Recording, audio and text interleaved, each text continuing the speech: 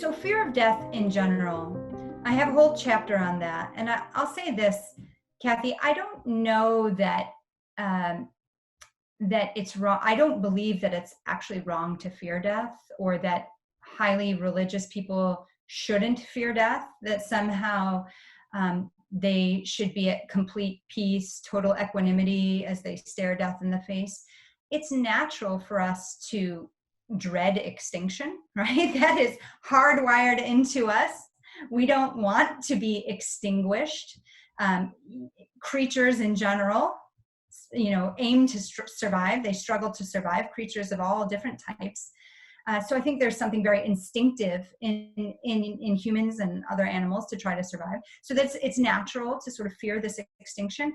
And also it's natural for us to dread the unknown.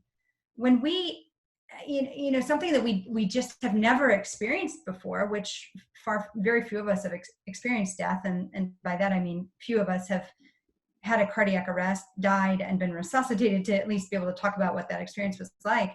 I think it's natural. It's natural to fear death. Having said that, there are religious traditions that have tried to make the case that if you fear death, then you must not have your spiritual stuff worked out. So towards the end of the book, I don't know if you remember this, I talked about the Methodists who really championed, I believe in the 1700s now, championed last words.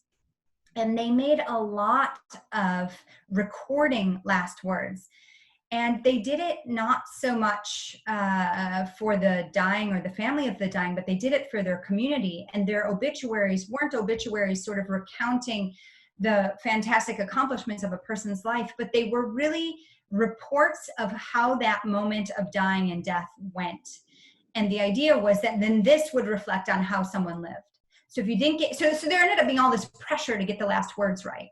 And if you didn't get those words right, then clearly you must have something wrong with your soul. And so we need to, I don't know what they would do. This ended up becoming a problem though, because people put so much stock into getting their last words right that, they probably didn't attend to other matters of importance. So all of that is to say that we can make too much. We don't want to make sort of a standard that if you have any fear at all of death, you're somehow, damned or not, you don't have it worked out, or you haven't solved your spiritual quest. Fear is very natural. Having said that, if fear causes us to avoid preparation, then it's in a sense very counterproductive and in fact destructive, right? So if we can say, look, I'm mortal, I've never died, it's a bit scary. I'm not exactly feeling peaceful about it. But then we press into that.